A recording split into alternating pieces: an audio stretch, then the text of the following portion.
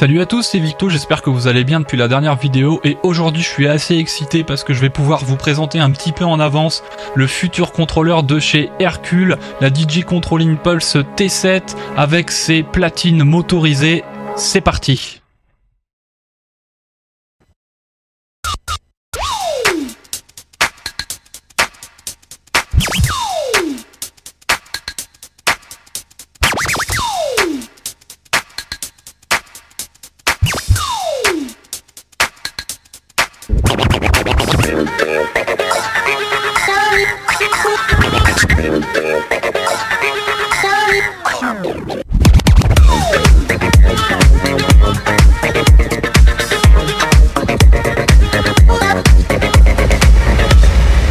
Vous avez pu voir dans cette introduction que je suis loin d'être le meilleur scratcher du monde. Ça me fait vraiment plaisir de retrouver mes premières amours, c'est-à-dire les sensations d'une platine vinyle.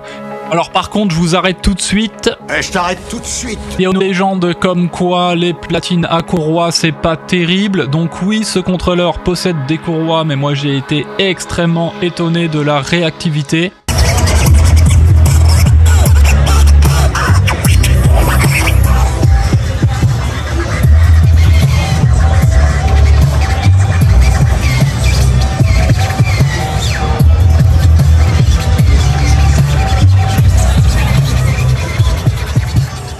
Je peux même vous faire la démo, vous allez voir quand je fais play.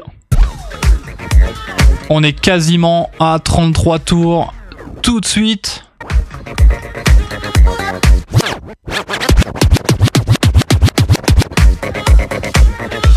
Donc voilà, c'était un petit aparté à faire dès le début de la vidéo, mais non, ce n'est pas parce que ce produit a un entraînement à courroie qu'il est nul, bien au contraire, je trouve que le feeling est incroyable, ça démarre super vite, le couple est bon, donc oui, c'est pas aussi bien qu'un produit qui coûte 3 fois ou 4 fois le prix, mais en même temps, je pense qu'à ce prix-là, en termes de feeling, il est vraiment incroyable.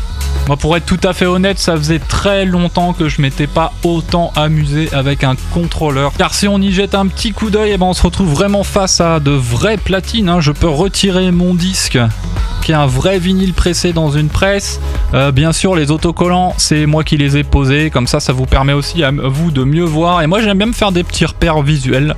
Vous avez peut-être pu voir dans la démo au début de la vidéo que j'aime bien caler mon cue point sur un des autocollants quand je le mets en haut ou sur le côté ici. On a bien sûr un vrai slip mat juste là, et ici c'est comme une vraie platine quoi. Donc ça c'est super cool, on voit bien que c'est un bon plateau en métal. Et ensuite au centre, là on voit que Hercule a développé sa techno pour traquer, voilà, avec le petit spindle au milieu. Donc en gros, si j'étais capable de courir autour de mon contrôleur à 33 tours par minute, je pourrais faire la lecture. Mais bon, il y a un moteur pour ça, autant l'utiliser. Donc comment l'installer? C'est facile, vous mettez votre slip mat, vous enclenchez votre disque dans leur petit ressort là au milieu. Vous appuyez sur play et vous avez un moteur qui fonctionne tout de suite, c'est génial non? Donc en plus, pour continuer dans le feeling de la platine vinyle, moi ce que j'aime bien c'est vraiment la déco, c'est des petits triangles ici, c'est vraiment très joli. Là vous pouvez voir que mes cue points avec la caméra brillent, c'est vraiment très très beau. On est sur un disque de 7 pouces, donc comme les vinyles 45 tours. Donc à savoir que si parmi vous il y en a qui veulent mettre leur vinyle 45 tours parce que vous préférez une couleur, vous pourrez le mettre à la place de celui-ci. Et ce que j'aime beaucoup aussi, c'est la possibilité d'interagir avec ce contrôleur comme une platine vinyle. Ça veut dire que je peux utiliser le plateau sur le côté pour ralentir mes morceaux.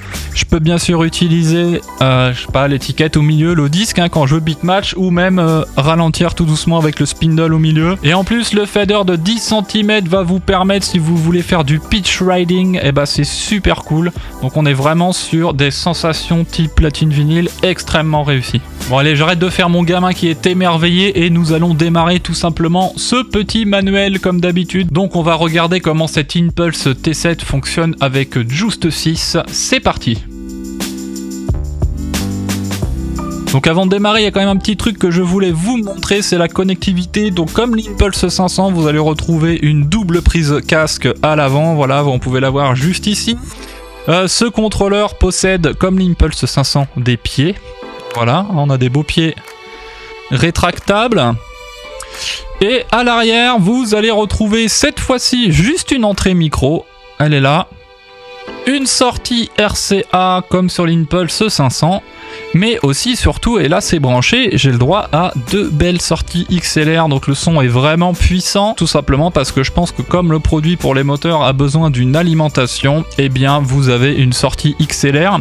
Il y a un autre petit détail que j'aime bien, c'est qu'on a un gros bouton on-off power, comme ça on peut éteindre le contrôleur sans devoir débrancher l'USB, et ça fait vraiment plaisir. Donc en termes de layout et de disposition du produit, bah normal, hein, on se retrouve avec 2 fausses platines vinyle, j'ai envie de dire de 7 pouces, de part et d'autre d'un mixeur. Donc au niveau du mixeur, juste ici, vous allez retrouver une entrée mic, donc microphone. C'est comme l'Impulse 500, vous branchez votre micro à l'arrière. Quand vous parlez, vous allez avoir la LED qui s'allume pour vous montrer les niveaux. Voilà, donc si elle est rouge, vous saturez. Si elle est orange ou verte, vous êtes pas mal. Juste en dessous ici, vous allez retrouver la sortie casque. Donc là, vous avez un Q2 Mix pour votre casque et le volume casque juste là. Et sur la droite, juste ici, vous avez la sortie master, voilà, qui est hardware aussi, avec son petit contrôle de vue-mètre juste en dessous.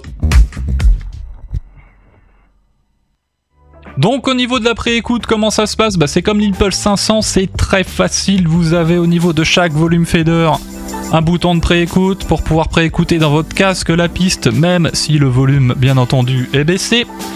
Et vous avez également un bouton de pré-écoute master qui vous permet d'écouter le résultat de votre mix. Et bien sûr, pour ceux qui aiment faire la balance entre la pré-écoute ou le master, et vous avez le bouton Q2 Mix qui est juste là, qui vous permet d'écouter soit que le mix, soit que la pré-écoute sur la gauche. Donc au niveau de la table de mixage, eh bien on est sur la même chose que l'Impulse 500. Vous allez retrouver sur chaque piste un contrôle des gains qui me permet bien sûr de faire mon gain d'entrée du morceau. Donc ici, voilà, soit j'atténue, soit j'augmente à la saturation, mais c'est pas une bonne idée. Donc je vous rappelle la règle, on essaye de rester au niveau du 0, donc au niveau du vert et du orange. Vous retrouvez juste en dessous les 3 contrôles d'égalisation. Ici les aigus, ici les médiums et ici les basses. Et bien sûr en dessous de tout ça, un filtre. Voilà. Et pour finir, comme d'habitude au niveau du mixage, le volume ou le crossfader. Donc au niveau du crossfader, comme sur l'Impulse 500, vous allez retrouver juste ici un petit réglage de courbe. Donc si vous le mettez tout à droite sur le haut, ça veut dire off. Et là le crossfader ne fait rien.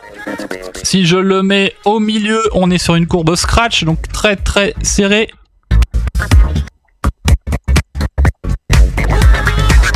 Hop là. Et si je me mets sur la courbe ici, tout à gauche, c'est la courbe de mixage.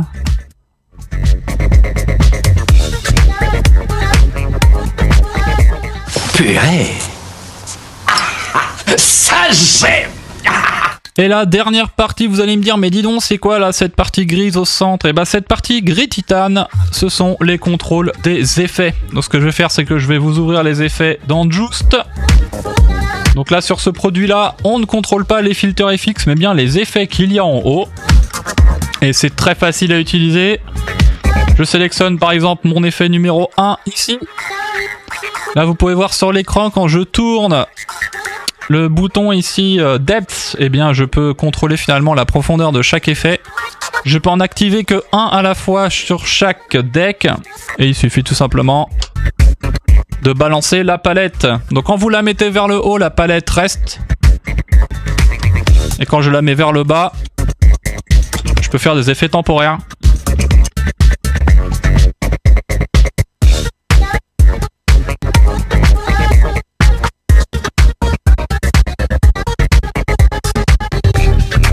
Qui est plutôt cool. Si je prends la reverb qui est là.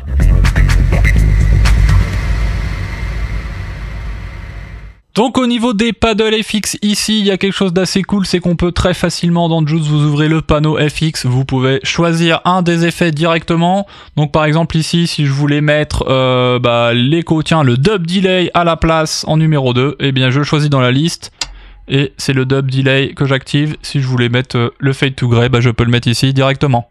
Donc on a vraiment un contrôle d'effet vraiment sympathique, à savoir que les 3 premiers effets ici vous permettent de choisir, vous pouvez voir sur l'écran, effet numéro 1, numéro 2 au numéro 3, voilà, donc un à la fois, et celui qui est à droite, bah même chose, si je le laisse sur on 1, 2 ou 3, vous pouvez voir que si je change les effets, eh bien on passe d'un effet à l'autre, et ça ne laisse pas l'autre effet allumé, donc ça c'est super pratique.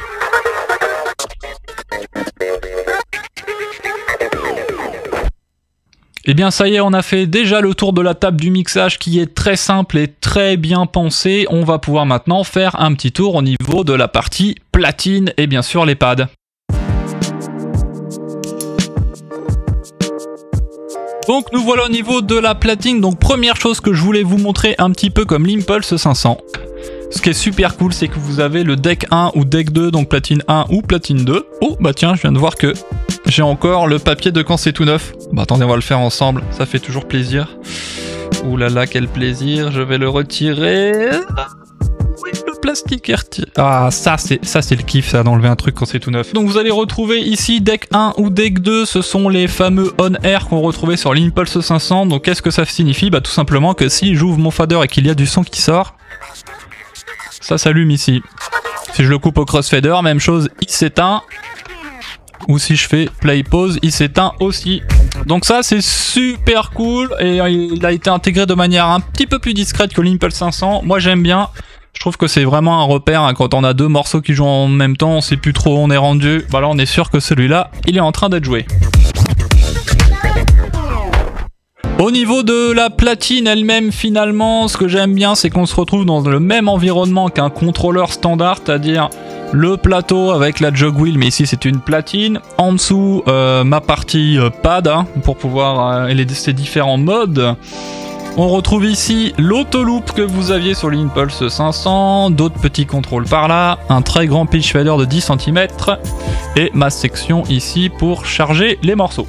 Donc et ben justement, en parlant de chargement de morceaux, on va essayer de s'en charger un nouveau, donc c'est assez facile. Vous allez retrouver ici la possibilité de vous promener ben voilà, dans vos playlists ou vos favoris en tournant l'encodeur. Hop, je vous retire rapidement la caméra. Si je clique sur le potard, je rentre à l'intérieur des menus ici. Voilà, donc ça me permet de tout simplement rentrer dans mes playlists. Et si je reclique dessus, par exemple si je prends le morceau Only You, je reclique, ça le charge directement dans la deck. Juste en dessous, voilà, deux boutons en dessous, vous avez le bouton back qui lui vous permet de revenir en arrière. Donc si je fais back, je vais revenir tout simplement dans la playlist principale ici. Et si vous faites shift back, c'est un raccourci, vous venez dans la librairie au complet. Donc là ça me permet d'aller par exemple dans mes playlists ici. Voilà, donc là j'ai une playlist automix mariage par exemple. Et bien si je fais shift back, ici je reviens dans la librairie principale et je peux retourner dans mes favoris. C'est assez facile, pour entrer dans une playlist, vous cliquez, pour sortir vous faites back ou shift back. Ce que j'aime beaucoup dans ce contrôleur, c'est qu'on a un contrôle de chaque côté pour charger ces morceaux. Ça veut dire que ici bah, je peux browser tout simplement, voilà, et je peux faire la même chose de ce côté là. Donc on exécute la même fonction hein, quand on se promène. Par contre bah, quand je charge à droite, ça charge sur ma piste de droite, et quand je charge à gauche, je charge sur ma piste de gauche. Et moi j'aime beaucoup parce qu'on est presque sûr de jamais se tromper. Sur l'Impulse 500, bah, on n'a qu'un seul encodeur avec un load à droite ou à gauche, et des fois on va un peu vite, on se trompe. Mais là au moins on est sûr de pas se tromper. Donc juste en dessous, le bouton justement chargement, et bah, j'ai mon assistant. Donc si j'appuie sur Assist, l'assistant va s'afficher. Voilà, donc je pense que vous connaissez cette fonction. L'assistant, c'est vraiment une fonction qui va vous donner la meilleure chanson à jouer après éventuellement, enfin une sélection de meilleures chansons. Donc d'ailleurs pour ceux qui ne le savent pas, je vais d'ailleurs retirer hop le contrôleur ainsi que ma tête. Vous pouvez aller avec votre souris ici dans cette petite roue et choisir où est-ce que l'assistant doit regarder. Donc moi par exemple, mon truc préféré d'habitude c'est plutôt regarde dans ma sélection actuelle de morceaux, et également propose-moi je sais pas 10 Et ça, c'est plutôt cool. Ce qui me permet du coup d'avoir une sélection en fonction de ce que je suis en train de parcourir. Grâce à l'assistant, on peut le personnaliser et avoir une sélection en fonction de ces pré-tris qu'on a fait avant. Et ça, moi, j'aime beaucoup. Et d'ailleurs, je vais pas vous cacher qu'une fois qu'on a vraiment bien fait ces librairies, eh bien, l'assistant devient un super outil créatif. Surtout qu'il est capable de nous suggérer des morceaux qui fonctionnent ensemble. Donc si vous triez votre librairie par genre et sous-genre, je vais vous montrer un petit peu la mienne.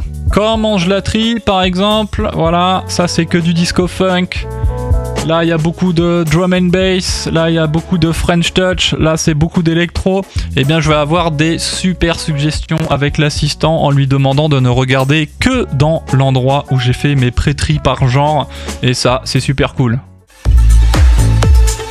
Nouveau raccourci sur la T7 mais aussi sur tous les contrôleurs Juice qui est super sympa, ça s'appelle l'Instant Double. Donc l'Instant Double c'est tout simplement un raccourci qui va vous permettre de dupliquer le morceau actuel sur la deck de l'autre côté. Donc je vous montre comment ça marche, il suffit tout simplement de double-cliquer sur le bouton Load, c'est parti. Et voilà. Facile. Et bien voilà, on a déjà fait le tour de la section de chargement. Donc juste en dessous, on va parler de ce bouton Range. Donc le bouton Range, bah, c'est très simple. Quand vous cliquez dessus, vous pouvez voir sur l'interface de Joost, ça vous permet de changer la range du pitch fader. Donc par exemple ici, je suis à 6%. Donc forcément, si je ralentis, bah, le BPM ralentit de 6% au maximum ou accélère de 6%. Et là, eh bien, si je clique sur Range par exemple et que je mets 50, qui est le maximum avec la T7,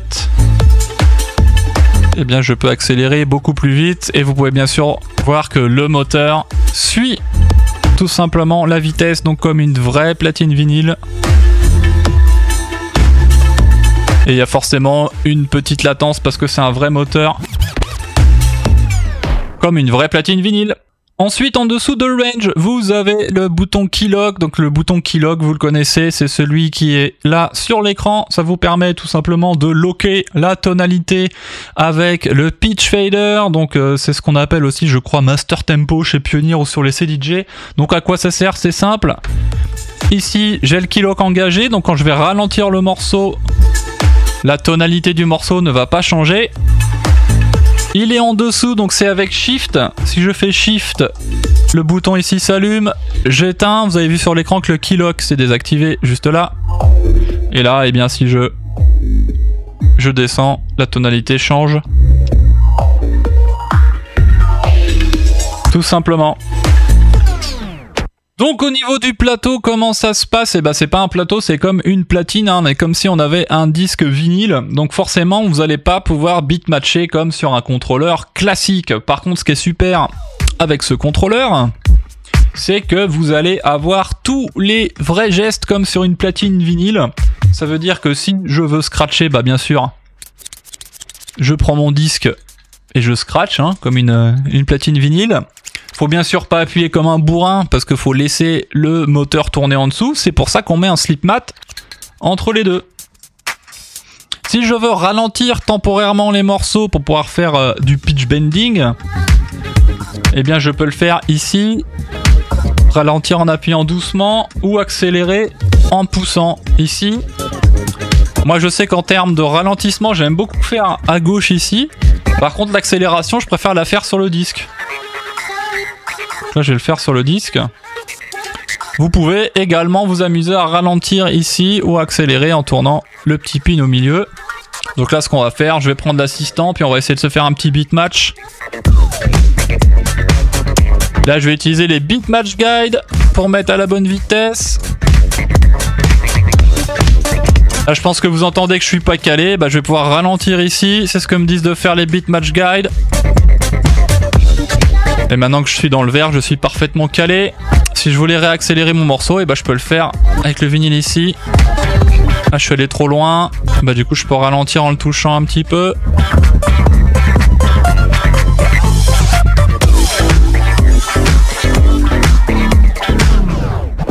Donc voilà un petit peu comment on beatmatch avec ces grands plateaux type platine vinyle. Et bien sûr grâce au beatmatch guides que vous connaissez peut-être avec l'Impulse 500. Si vous connaissez pas, je vous invite à aller voir ma vidéo sur l'Impulse 500.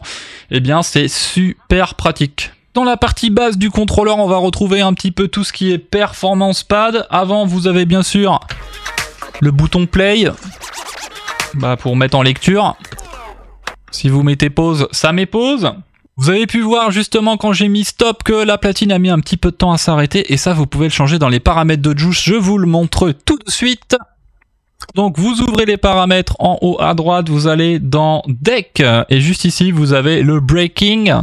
Donc de base je sais qu'il fait 8% par exemple. Moi j'aime bien mettre 16 parce que je trouve que c'est pas trop long.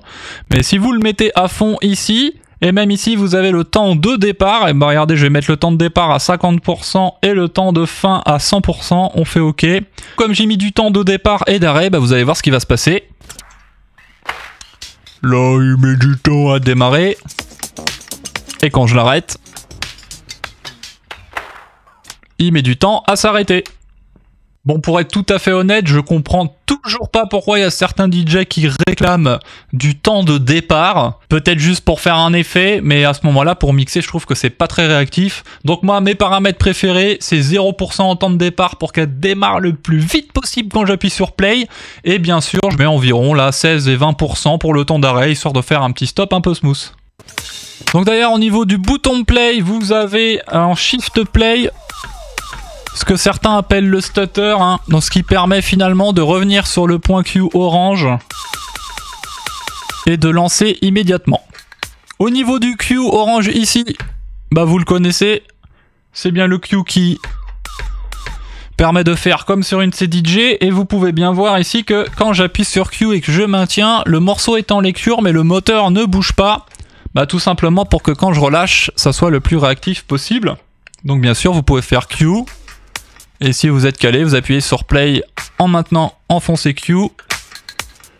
Et là, le moteur démarre. Si vous faites Shift Q, eh bien vous revenez tout au début du morceau. À côté de Q, on a en tout petit le bouton de synchro. Pourquoi utiliser la synchro quand on a un contrôleur comme ceci ? Puisqu'on est là pour faire comme du vinyle, moi je vais vous montrer un petit truc un petit peu sympa. Donc là, j'ai la synchro enclenchée ici. Je la mets à droite, donc j'ai pas besoin de faire mes beatmatch, on s'en fiche puisque j'ai appuyé sur synchro. Et vous allez pouvoir par exemple faire Shift synchro sur la deuxième deck. Comme ça, celle-ci devient master. Et là, je vais pouvoir par exemple ralentir les deux moteurs en même temps pour faire mon enchaînement si j'avais envie par exemple. Donc si vous voulez gagner du temps, si vous n'avez pas le temps que vous scratchez très vite ou vous enchaînez les morceaux, vous pouvez utiliser la synchro, comme ça il n'y a pas besoin d'utiliser les pitch faders. Mais en vrai je trouve ça cool que Hercule les ait mis en petit les boutons parce que quand on veut mixer en type vinyle, normalement on n'utilise pas la synchro. Au niveau des modes de pad, juste ici on est plutôt bien garni. On a bien sûr 4 modes un petit peu comme d'habitude. Donc le premier c'est Hot Q. Hot Q vous connaissez. C'est un endroit qui vous permet tout simplement de mettre des repères sur le morceau. Donc là vous voyez bien que c'est bleu, jaune, vert et rouge sur mon contrôleur, ce qui correspond au bleu, jaune, vert et rouge sur le logiciel. Si par exemple je prends ce moment-là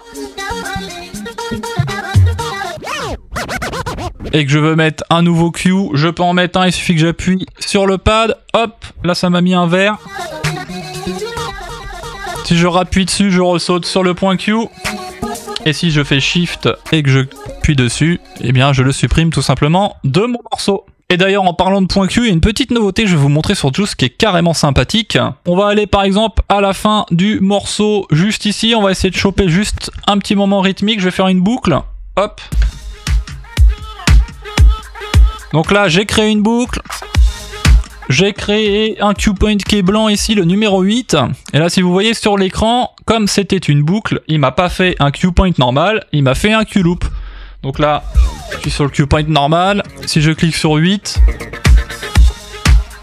il me fait la boucle automatiquement. Donc ça, c'est assez pratique parce que ça m'a fait vraiment une boucle que je peux activer. J'appuie dessus. juste saute sur le cue point et fait la boucle. Mais des fois, on pourrait peut-être avoir envie d'avoir cette boucle activée, mais de ne pas sauter dessus. Donc pour ça, vous faites un clic droit sur votre hot cue juste ici.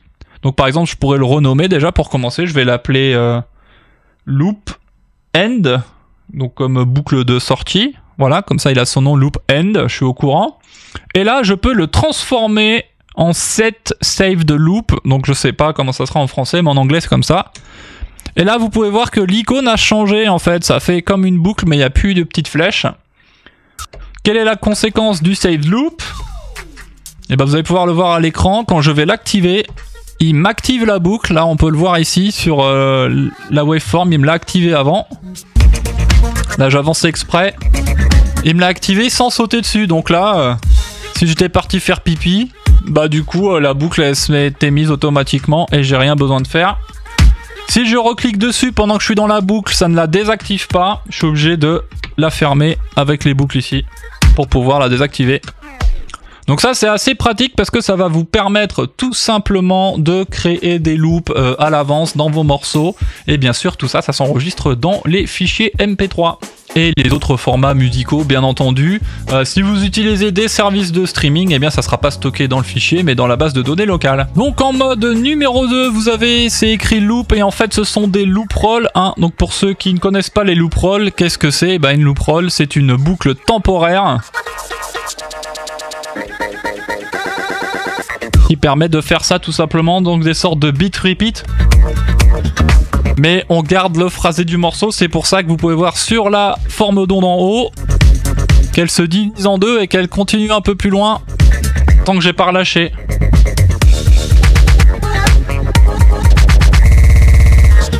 Et faire ce genre d'effet. En numéro 3, vous allez retrouver les fameux stems. Dès que j'appuie dessus, ils s'analysent. Donc là, j'ai déjà fait tout à l'heure, mon stems est analysé. Donc je peux enlever les petites voix. Je peux enlever les instruments.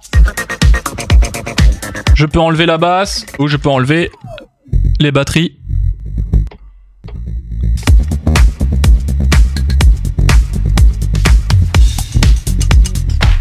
Donc voilà pour le mode stems.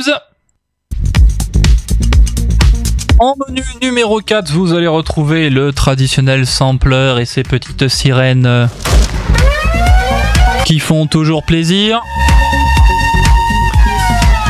Bien entendu, si cette sirène est beaucoup trop forte, on va le refaire avec Shift Volume. Vous pouvez changer le volume des samples. En numéro 5, donc vous faites Shift Hot Cue.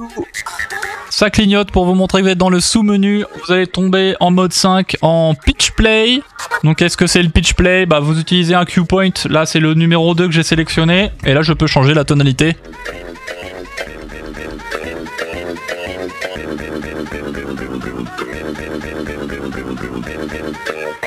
Voilà, pour les turntablists, je pense que c'est une fonction que vous allez adorer, surtout qu'on n'a pas besoin de payer un plugin supplémentaire sur Joost pour faire ça. En mode numéro 6, vous avez, pour ceux qui préfèrent, la possibilité de piloter les effets en haut. Donc ça fait un petit peu doublon avec les menus qui sont juste là. Par contre, ce qui est un petit peu cool, c'est que vous allez pouvoir activer plusieurs effets en même temps avec les pads juste ici. En appuyant sur 4, vous pouvez, c'est des petits raccourcis, moi j'aime bien, vous allez pouvoir afficher ou désafficher le menu des effets. Voilà. Et surtout là, ce qui est cool, c'est qu'avec le bouton, avec les pads bleus, vous allez pouvoir tout simplement passer à l'effet suivant. Donc là, par exemple, je peux mettre un flanger. Et là, je peux passer au beat delay.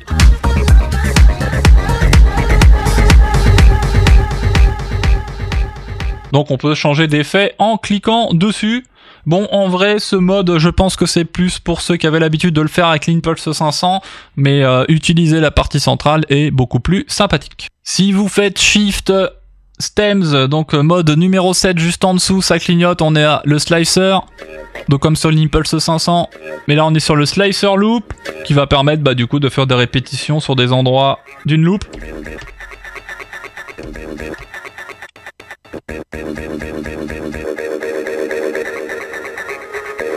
Et grâce à l'encodeur de boucle ici, vous pouvez réduire bien sûr le slice. Faire des petits effets un petit peu sympas.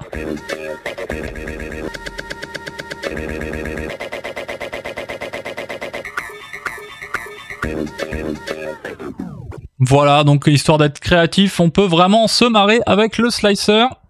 Et dernier mode en Shift 8, c'est tout simplement le beat jump. Donc le beat jump, eh bien vous l'avez au niveau des pads, 4 couleurs, les premiers beat jump de 1, donc vous pouvez voir que je saute tout simplement de 1 mesure.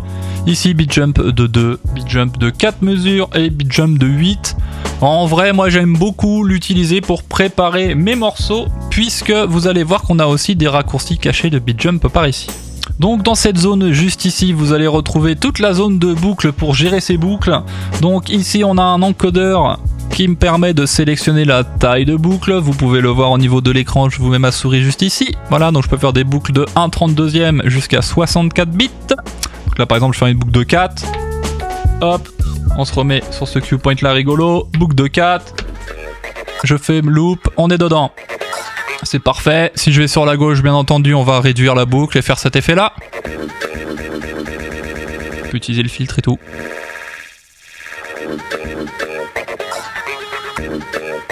Pendant qu'une loupe est activée, ou même si elle n'est pas activée, si vous faites Shift et que vous tournez l'encodeur, vous allez pouvoir déplacer la boucle de sa valeur choisie. Donc par exemple ici, on est dans une loupe de 4.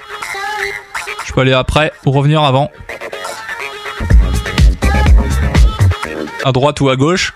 Donc on peut faire du beat jump avec une loupe. Si jamais je désactive la boucle en cliquant et que j'ai sélectionné 4, et je vais pouvoir me déplacer. Pareil en beat jump en arrière ou en avant. Donc par exemple, vous voulez faire un grand déplacement, vous mettez 64, vous faites Shift, vous tournez l'encodeur en rythme. Et c'est quasiment transparent.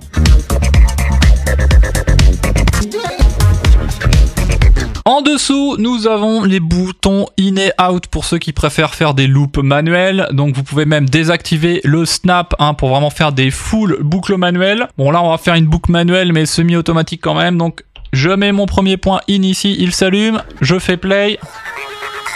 Enfin une boucle de 8. Et là j'ai fait ma boucle manuelle. Ce qui est super cool, c'est que malgré la motorisation, vous allez pouvoir ajuster vos points in ou out. Donc là, vous cliquez une deuxième fois dessus quand vous êtes dans une boucle.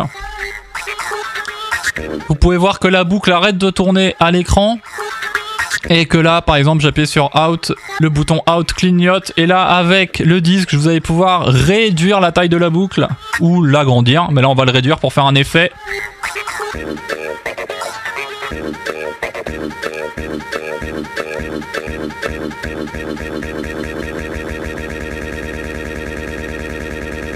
Si vous voulez l'agrandir, faut accélérer, faut y mettre des gros coups d'accélérateur.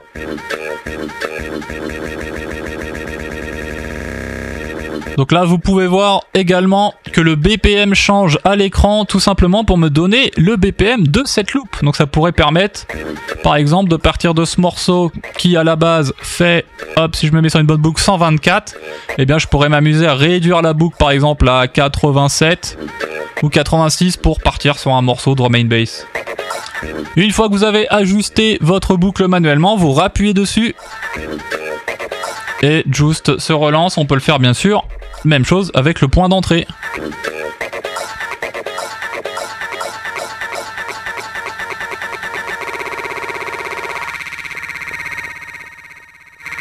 Et une fois que vous êtes satisfait de votre boucle, on rappuie sur le bouton et on peut sortir de la boucle en cliquant. Donc c'est vraiment très sympa de pouvoir faire des boucles manuelles même avec un contrôleur motorisé, ça c'est super cool. Et d'ailleurs, petit raccourci un peu sympa, au niveau de bouton in en dessous, vous avez écrit 4 bits sur le contrôleur, donc ça veut dire que je peux faire une boucle de 4 temps en maintenant enfoncer le bouton. Regardez, je laisse dérouler, on va rester appuyé sur in. Et il me fait une boucle de 4 au moment où j'ai appuyé, et ça c'est super pratique. Juste en dessous des boutons in et out, vous allez retrouver 2 boutons dédiés aux stems qui sont nommés instrumental et vocal. Donc là, si je mets play, à ce moment-là et que je vais dans le menu stems, et bien vous allez pouvoir ici, quand j'appuie sur instrumental, finalement ça mute la voix. Et si je me mets sur vocal, ça met la voix en solo. Bon, la démo n'est pas incroyable avec le morceau que j'ai utilisé, mais ils sont libres de droit, donc je vous laisserai écouter avec des morceaux normaux.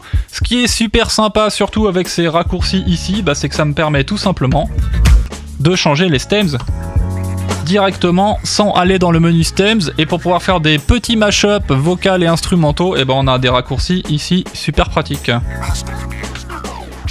Donc au niveau de ces boutons stems, il y a aussi des petits secrets.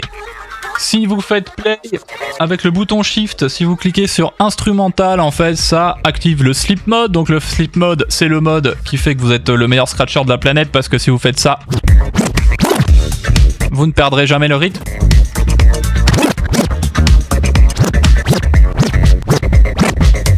Est-ce qu'il est fort? Voilà, donc on peut activer le sleep mode, et juste à côté vous avez le mode quantize. Le mode quantize, c'est le mode qui vous permet de lancer des cue points toujours sur le rythme aussi, sans être mauvais.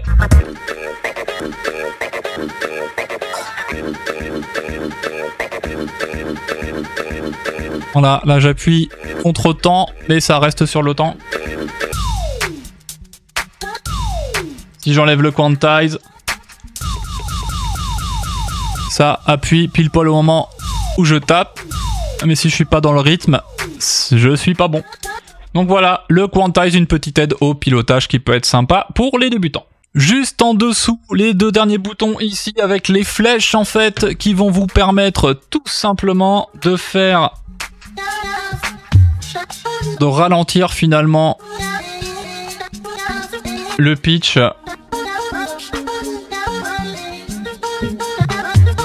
sans toucher au plateau, ou de l'accélérer. Donc là vous pouvez voir par contre que le moteur ne s'arrête pas, mais je peux quasiment arrêter le morceau comme en effet. Et ça repart. On peut bien sûr l'accélérer en restant appuyé. Donc pourquoi utiliser ces boutons là? Bah tout simplement, si vous n'êtes pas à l'aise au début pour beatmatcher à la main, ça peut être assez pratique d'utiliser ces boutons pour accélérer et freiner temporairement. Je vous fais une petite démo par exemple. Hop là, petit calage au Beatmatch Guide. On va faire une boucle.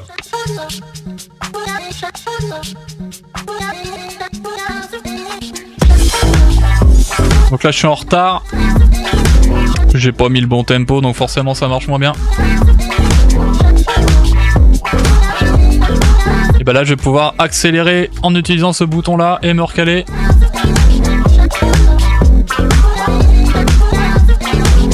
Et voilà, on peut accélérer et freiner tout simplement pour se caler de manière temporaire. Donc si vous débutez en vinyle, et bah c'est assez pratique. Et bien voilà, je pense qu'on a déjà fait le tour complet de ce contrôleur qui finalement est très simple d'utilisation. Si vous voulez vous mettre à mixer sur des platines vinyles et que vous ne savez pas le faire et que vous n'avez pas le budget, bah c'est vraiment un contrôleur avec tous les avantages de la platine vinyle, c'est-à-dire le feeling, la réactivité des plateaux, sans les inconvénients avec les problèmes de diamant, de branchement, que c'est lourd à transporter puisque ce contrôleur est extrêmement léger.